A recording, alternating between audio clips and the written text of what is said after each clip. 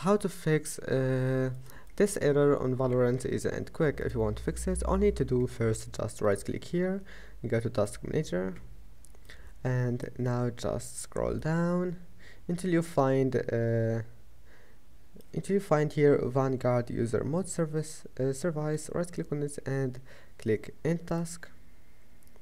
Now type here run and click on it, and type here services.msc. Scroll down until you find VGC, right click on it and go to properties, select here automatic and click start,